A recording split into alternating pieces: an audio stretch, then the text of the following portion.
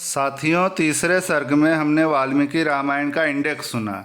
अब चौथे सर्ग में महर्षि वाल्मीकि जी ने 24,000 श्लोकों में रामायण का निर्माण किया। फिर उसे लवकुश को पढ़ाया। लवकुश ने विभिन्न मुनि मंडलियों में उसे गाया और मुनियों ने प्रसन्न होकर उन्हें भिन्न भिन्न वस्तुएं भेंट की और आशीर्वाद दिया। उसके बाद लवकुश ने अयोध्या में जाकर श्री रामचंद्र जी के सामने रामायण का गान किया। चलिए तो ये चतुर्थ अध्याय की कथा सुनते हैं। श्री सीता रामचंद्राभ्याम नमः। श्रीमद् वाल्मीकि रामायणम बालकांडम चतुर्थ सर्ग। महर्षि वाल्मीकि का 24,000 श्लोकों से युक्त रामायण काव्य का निर्माण करके उसे लवकुश को पढ़ाना, मुनिमंडली में रामायण गान करके लव और कुश का प्रशंसित होना तथा अयोध्या में श्री राम द्वारा सम्मानित हो उन दोनों का राम दरबार में रामायण गान सुनाना। श्री रामचंद्र जी ने जब वन से लौटकर राज्य का शासन अपने हाथ में ले लिया, उसके बाद भगवान वाल्मीकि मुनि ने उनके संपूर्ण चरित्र के आधार पर विचित्र पद और अर्थ से युक्त रामायण काव्य का निर्माण किया। इसमें महर्षि ने 24,000 श्लोक, 500 सर्ग तथा उत्तर सहित 7 कांडों का प्रतिपादन किया। भविष्य तथा उत्तरकांड सहित समस्त रामायण पूर्ण कर लेने के पश्चात सामर्थ्यशाली महाज्ञानी महर्षि ने सोचा कि कौन ऐसा शक्तिशाली पुरुष होगा जो इस महाकाव्य को पढ़कर जन समुदाय में सुना सके। यहाँ शक्तिशाली का अर्थ सामर्थ्यशाली समझना चाहिए। शुद्ध अंतःकरण वाले उन महर्षि के इस प्रकार विचार करते ही मुनिवेश में रहने वाले राजकुमार कुश और लव ने आकर उनके चरणों में प्रणाम किया। राजकुमार कुश और लव दोनों भाई धर्म के ज्ञाता और यशस्वी थे। उनका स्वर बड़ा ही मधुर था और वे मुनि के आश्रम पर ही रहते थे। उनकी धारणा शक्ति अद्भुत थी और वे दोनों ही वेदों में पारंगत हो चुके थे। भगवान वाल्मीकि ने उनकी ओर देखा और उन्हें सुयोग्य समझकर उत्तम व्रत का पालन करने वाले उन महर्षि ने वेदार्थ का विस्तार के साथ ज्ञान कराने के लिए उन्हें सीता के चरित्र से युक्त संपूर्ण रामायण का नामक महाकाव्य का, जिसका दूसरा नाम पौलस्त्य वध अथवा दशानन वध था, अध्ययन कराया। वह महाकाव्य पढ़ने और गाने में भी मधुर, द्रुत, मध्य और विलंबित, इन तीनों गतियों से अन्वित, षड्ज आदि संतों द्वारा 7 स्वरों से युक्त, वीणा बजाकर स्वर और ताल के साथ गाने योग्य तथा श्रृंगार, करुण, हास्य, रौद्र, भयानक और तथा वीर आदि सभी रसों से अनुप्राणित है। दोनों भाई कुश और लव उस महाकाव्य को पढ़कर उसका गान करने लगे। वे दोनों भाई गंधर्व विद्या, संगीत शास्त्र के तत्वज्ञ, स्थान और मूर्छना के जानकार, मधुर स्वर से संपन्न तथा गंधर्वों के समान मनोहर रूप वाले थे। सुंदर रूप और शुभ लक्षण उनकी सहज संपत्ति थे। वे दोनों भाई बड़े मधुर स्वर से वार्तालाप करते थे। जैसे बिंब से प्रतिबिंब प्रकट होता है, उसी प्रकार श्री राम के शरीर से उत्पन्न हुए वे दोनों राजकुमार दूसरे युगल श्री राम ही प्रतीत होते थे। वे दोनों राजपुत्र सब लोगों की प्रशंसा के पात्र थे।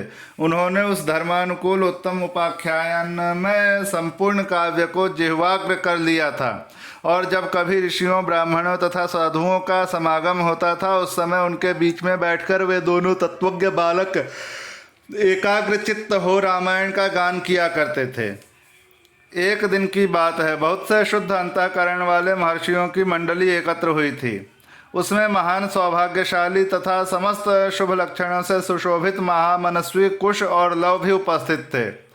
उन्होंने बीच सभा में उन महात्माओं के समीप बैठकर उस रामायण काव्य का गान किया। उसे सुनकर सभी मुनियों के नेत्रों में आंसू भर आए और वे अत्यंत विस्मय विमुग्ध होकर उन्हें साधुवाद देने लगे। मुनि धर्म वत्सल तो होते ही हैं, वह धार्मिक उपाख्यान सुनकर उन सबके मन में बड़ी प्रसन्नता हुई। वे रामायण कथा के गायक कुमार कुश और लव की जो प्रशंसा के ही योग्य थे, इस प्रकार प्रशंसा करने लगे। अहो, इन बालकों के गीत में कितना माधुर्य है! श्लोकों की मधुरता तो और भी अद्भुत है। यद्यपि इस काव्य में वर्णित घटना बहुत दिनों पहले हो चुकी है, तो भी इन दोनों बालकों ने इस सभा में प्रवेश करके एक साथ ऐसे सुंदर भाव से स्वर संपन्न राग युक्त मधुर गान किया है कि वे पहले की घटनाएं भी प्रत्यक्ष सी दिखाई देने लगी हैं। मानो अभी अभी आंखों के सामने घटित हो रही हो। इस प्रकार उत्तम तपस्या से युक्त महर्षिगण उन दोनों कुमारों की प्रशंसा करते और वे उनसे प्रशंसित होकर अत्यंत मधुर राग से रामायण का गान करते थे। उनके गान से संतुष्ट हुए किसी मुनि ने उठकर उन्हें पुरस्कार के रूप में एक कलश प्रदान किया। किसी दूसरे महायशस्वी महर्षि ने प्रसन्न होकर उन दोनों को वल्कल वस्त्र दिए। किसी ने काला मृगचर्म भेंट किया तो किसी ने यज्ञोपवीत, एक ने कमंडल दिया तो दूसरे महामुनि ने मुंज की मेखला भेंट की, तीसरे ने आसन और चौथे ने कौपीन प्रदान किया। किसी अन्य मुनि ने हर्ष में भरकर उन दोनों बालकों के लिए कुठार अर्पित किया। किसी ने गेरुआ वस्त्र दिया तो किसी ने चीर भेंट किया। किसी दूसरे ने आनंद मग्न होकर जटा बांधने के लिए रस्सी दी तो किसी ने समिधा बांधकर लाने के लिए डोरी प्रदान की। एक ऋषि ने यज्ञ पात्र दिया तो दूसरे ने काष्ठभार समर्पित किया। किसी ने गूलर की लकड़ी का बना हुआ पीढ़ा अर्पित किया। कुछ लोग उस समय आशीर्वाद देने लगे, बच्चों तुम दोनों का कल्याण हो। दूसरे महर्षि प्रसन्नता पूर्वक बोल उठे, तुम्हारी आयु बढ़े। इस प्रकार सभी सत्यवादी मुनियों ने उन दोनों को नाना प्रकार के वर दिए। महर्षि वाल्मीकि द्वारा वर्णित यह आश्चर्यमय काव्य परवर्ती कवियों के लिए श्रेष्ठ आधारशिला है। श्री रामचंद्र जी के संपूर्ण चरित्रों का क्रमशः वर्णन करते हुए इसकी समाप्ति की गई है। संपूर्ण गीतों के विशेषज्ञ राजकुमारों, यह काव्य आयु एवं पुष्टि प्रदान करने वाला तथा सबके कान और मन को मोहने वाला मधुर संगीत है।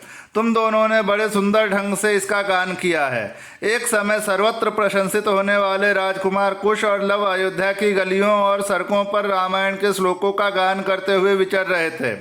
इसी समय उनके ऊपर भरत के बड़े भाई श्री राम की दृष्टि पड़ी। उन्होंने उन समादर योग्य बंधुओं को अपने घर बुलाकर उनका यथोचित सम्मान किया। तदनंतर शत्रुओं का संहार करने वाले श्री राम सुवर्णमय दिव्य सिंहासन पर विराजमान हुए। उनके मंत्री और भाई भी उनके पास ही बैठे थे। उन सबके साथ सुंदर रूप वाले उन दोनों विनयशील भाइयों की ओर देखकर श्री रामचंद्र जी ने भरत, लक्ष्मण और शत्रुघ्न से कहा, ये देवता के समान तेजस्वी दोनों कुमार विचित्र अर्थ और पदों से युक्त मधुर काव्य बड़े सुंदर ढंग से गाकर सुनाते हैं। तुम सब लोग इसे सुनो। यूँ कहकर उन दोनों भाइयों को गाने की आज्ञा दी। आज्ञा पाकर वे दोनों भाई वीणा की लय के साथ अपने मन के अनुकूल तार उच्च एवं मधुर स्वर में राग अलापते हुए रामायण काव्य का गान करने लगे। उनका उच्चारण इतना स्पष्ट था कि सुनते ही अर्थ का बोध हो जाता था। उनका गान सुनकर श्रोताओं के समस्त अंगों में हर्ष जनित रोमांच हो आया था। उन सबके मन तथा और आत्मा में आनंद की तरंगे उठने लगी। उस जनसभा में होने वाले सब वह गान सबकी श्रवणेंद्रियों को अत्यंत सुखद प्रतीत होता था। उस समय श्री राम ने अपने भाइयों का ध्यान आकृष्ट करते हुए कहा, ये दोनों कुमार मुनि होकर भी राजोचित लक्षणों से संपन्न हैं। संगीत में कुशल होने के साथ ही महान तपस्वी हैं। ये जिस चरित्र का प्रबंध काव्य का गान करते हैं वह शब्दार्थालंकार, उत्तम गुण एवं सुंदर रीति आदि से युक्त होने के कारण अत्यंत प्रभावशाली है। मेरे लिए भी अब अभ्युदय कारक है, ऐसा वृद्ध पुरुषों का कथन है। अतः तुम सब लोग ध्यान देकर इसे सुनो। तदनंतर श्री राम की आज्ञा से प्रेरित हो वे दोनों भाई मार्ग विधान की रीति से रामायण का गान करने लगे। सभा में बैठे हुए भगवान श्री राम भी धीरे धीरे उनका गान सुनने में तन्मय हो गए।